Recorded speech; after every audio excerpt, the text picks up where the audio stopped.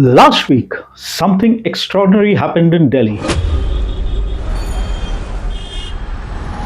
And most of you in the corporate would have missed it. On 30th of June, General Dhiraj Seth took over command of 1.4 million all ranks, troops that ranged from Andamans to Siachen and from the run of Kutch to Arunachal and beyond. Within 48 hours of taking over, he gave out his vision, his priorities, his focus areas, and his guiding principles during his tenure as the army chief. Now compare this with the corporate. What happens? It takes almost 90 days before the person at the ground realizes what is the vision of the new CEO. Think about it. When a transition takes place in the corporate, you have stock markets fluctuating. You have middle management frozen because they do not know which way the wind is going to blow. What is politically correct? The new CEO arrives thinking that he's a messiah to all the ills that the organization is undergoing. And in the army, the operational readiness did not drop. Everyone continued with their duties. So why is it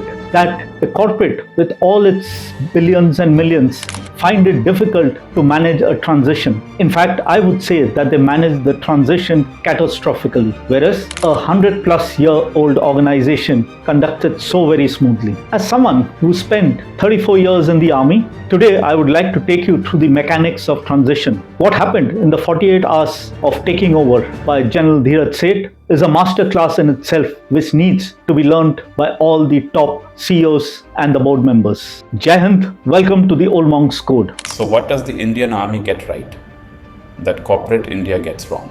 So before I answer this question, I will give you a piece of data. There's a report by McKinsey that almost 40 to 50% of the CEOs fail within 18 months of their taking over. And of 90% of them have stated that they wish they had started differently. In the Indian Army, we do not have the luxury of failed leadership. Forget about the Chief of Army Staff. Even a colonel who becomes the commanding officer, commanding 800 plus troops, vehicles, all other assets, he is responsible from day one. He does not have the luxury of 90 days of onboarding. So let's look at what General Seth did in the first 24 hours. He did not sit in his office with his staff officers to audit the failures of the previous chief. He did not come out and say, we will start with a new culture. In fact, what he said, I'll quote, he said, it's a matter of pride and humility to assume this office. I accept the responsibility with an unwavering commitment to duty, honor, and nation first. This touched a chord with everyone. Next, what he did was even more impressive. He thanked his predecessor,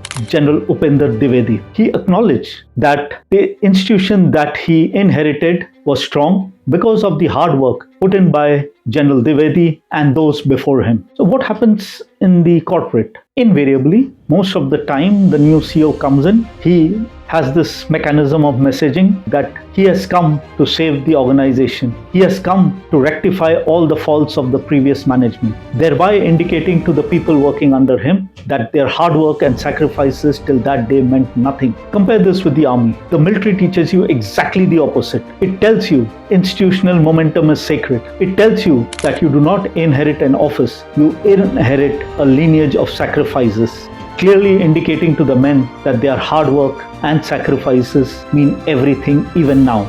So you must be wondering, how come this transition is so smooth? Because in the army, we have a concept of handing taking over, where the incoming chief or even the commanding officer is given a full brief as to the intelligence, the operational briefing, and the administrative briefing, where every work done till date is told to him, the shortcomings are told, so that he transits into his new appointment with comfort and ease. So when was the last time in a corporate a CEO received this kind of a briefing? Invariably, the outgoing CEO feels that he has no responsibility towards the company anymore, and it is not his responsibility to hand over to the minutest details. And most of the time, the incoming CEO comes much after the outgoing CEO has left. The difference is the army treats this taking over as a sacred ritual, whereas in the corporate, it is taken as an afterthought. This, ladies and gentlemen, is the first failure, and this costs the organization very dearly. What is the Vijay roadmap that the army chief proposed, and can the corporate apply it in their functioning?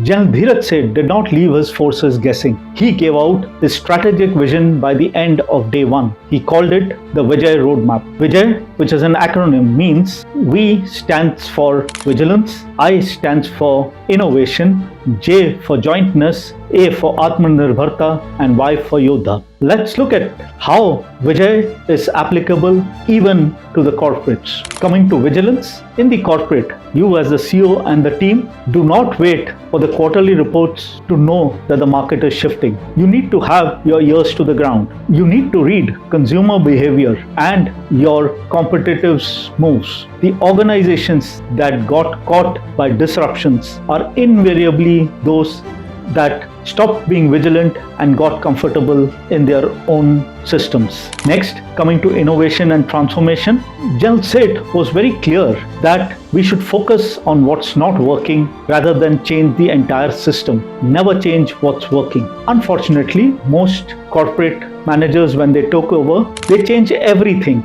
just to make a mark. Remember, dismantling institutional memories in the name of transformation isn't innovation, it is destruction. The military approach is surgical. Leave what works alone and build on what's not working. Next, coming to J, which stands for jointness, the next biggest cause of failure in corporates is integration. Invariably, the production team doesn't speak to the sales do not speak to the customer support department, and the finance stays in its own castle passing orders. In the army, we are very clear that when an infantry goes into attack, the air support and the artillery has to play its role. They are integrated into the plan. They know exactly when the fire has to be given, when it has to be lifted. Similarly, the same kind of integration is required from all the verticals in the corporate.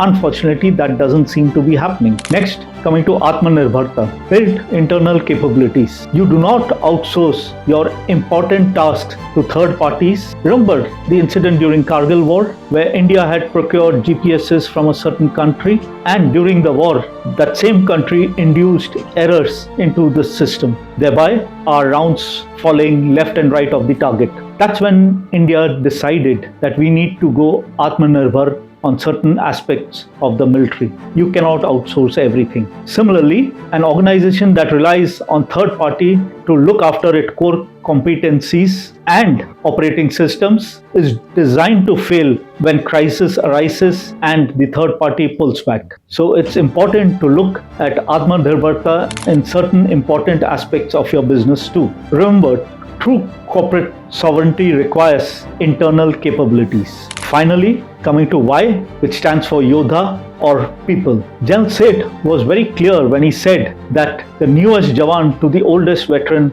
is our strength. He did not say that technology and hardware was the strength. He said the manpower was our biggest strength. Similarly, if leaders look at spreadsheet, metrics, and software platforms while ignoring the manpower, your strategy is dead on arrival. Tell us more about the handover. The one thing the army gets right that nobody else does.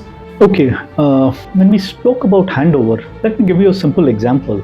When I handed over my battalion to my successor, what did we do? We spent 5 days together. In fact, I think it was 7 days that time. And I told him everything into the gory details, including where I failed, where I've not yet been able to find a solution. Remember, my successor would have anyway faced it. So the choice on me was whether he faced it informed or uninformed. If he faced it informed, he would be able to make better decisions and that would help the unit. But unfortunately, I find that it's lacking in the corporate. Most outgoing CEOs, they go out too quickly or they go out too bitterly with a lot of self-interest. They want to leave a legacy. Thus, they don't want to share the inner details with the incoming CEO. And ultimately, who pays the price? The organization. So if you're a leader who is transitioning out of a role, more than anything that you can do for the organization is to give a clear feedback to the incoming CEO or leader who's taking your position. That is the biggest contribution that you can give to your organization. It's bigger than any legacy that you will leave behind.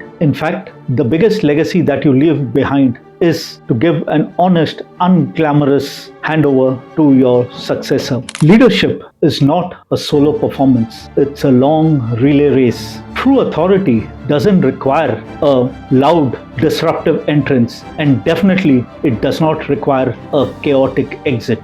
Let go of the need to make a mark. Focus entirely on leaving your institution stronger than when you took over. General Dhiraj Seth walked into one of the most complex roles in the world today, and in just 24 hours, 1.4 million people knew exactly what he wanted. This is not a military achievement, this is a human achievement, and this is available to every person in the boardroom. It took one army chief to show the corporate world what transition looks like. The question is simply, is the corporate willing to learn? Jai Hind.